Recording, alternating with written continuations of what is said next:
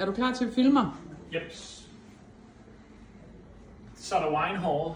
Det er noget, mine 2 døtre har fortalt mig, det er smart, så det prøver vi lige. Jeg skal lige fortælle lidt om alle de gode ting, vi har til vores julemenu, som vi introducerer her i aften. Det er onsdag den 12.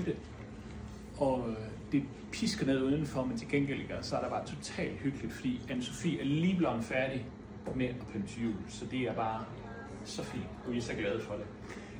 Sådan en hurtig intro. Til frokost, der har vi jo altid øl, men op til jul, så har vi selvfølgelig juleøl.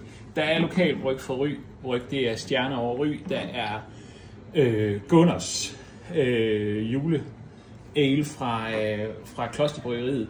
Der er sådan noget belgisk special julebryg. Der er der lidt ekstra procenter i det her. Det er fint, man kun får en enkelt flaske af det. Og så er der sådan, hvis man synes juleanden er lidt for fed, sådan noget kræk, det er lidt for særligt interesseret. Der skal man måske lige øve sig på en flaske eller 2, før man sætter toppris på det. Altid tid for champagne. Paul Rocher på glas, naturligvis. Det er jo Churchills yndlings. Og hvem var det nu det var? Det var ham, der gav tyskerne bank. Ikke i 92, der var det Kim Wilford, men for længe siden. Af hvidvin, der har bare lige taget et lille udvalg af alt det, vi har på glas. Der er noget lidt moden Bourgogne Blanc, der er Clos de Nilin, som er prioratvin. Det er jo spansk.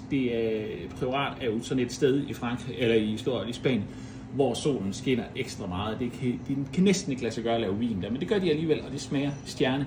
Det er René Barbier, der står bag ved vinen. Og det er lidt mystisk. Så er det også lidt dyrt. Men vi kører det på glas. Og hvis der er en årstid, hvor det passer på, så er det til jul. Lidt tysk Riesling, Pecorino, så lille fint sag her, det er øko og biodynamisk, den har fået redningsvest og alt muligt på. Pecorino, den kører i vinmenuen til vores julemenu. Der er luksus hvid Bourgogne med Conversé fra Le Fleuve, også på glas. Og så skal vi lidt baglæns, så kommer alt det røde, og det er jo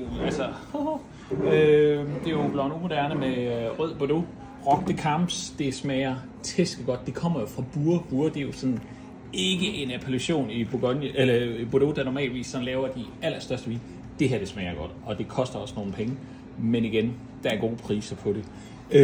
Lidt Barbaresco til menneskepenge også, den kørte vi i morgensaften til anden. Det fungerede super godt, og der kommer jo altså en del andet på menuen. Fra nu er så frem til vi går på juleferie. I vinmenuen kommer der også en sydfransk Pinot Noir. Det er sådan let og lækkert, lidt ligesom mig. Og Chateauneuf de Pape, det skal man have til jul.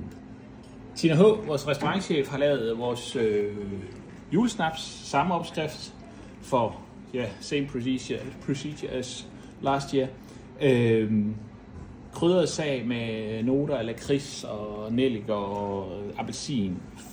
Den er lige ved at være i vinkel, og det er altså absolut værd at prøve. Det er især, hvis man synes, at kommen er lidt fremtrædende i de her klassiske akvitter, så er der skruet helt ned for det. Så er der noget sjovt til vores dessert. Det er også øko muscat de reversalses. Det er øko, og det er selvfølgelig ned fra Sydfrankrig, Rondalen, den vej ned. Og så til de rasende stærke oste, der kører vi vores egen solbærsnaps, og selvfølgelig også noget 10 års tårn. Den har vi simpelthen ikke taget med. Den flaske, den er så stor, den kan slet ikke være inde i billedet. Men den kan jo komme ned og se og smage. Og vi håber, vi ses. Vi har åbent fra alle dage, indtil vi går på juleferien den 22. Der skal vi selv holde fest. Der skal I ikke komme. Kan I have det godt? Hej.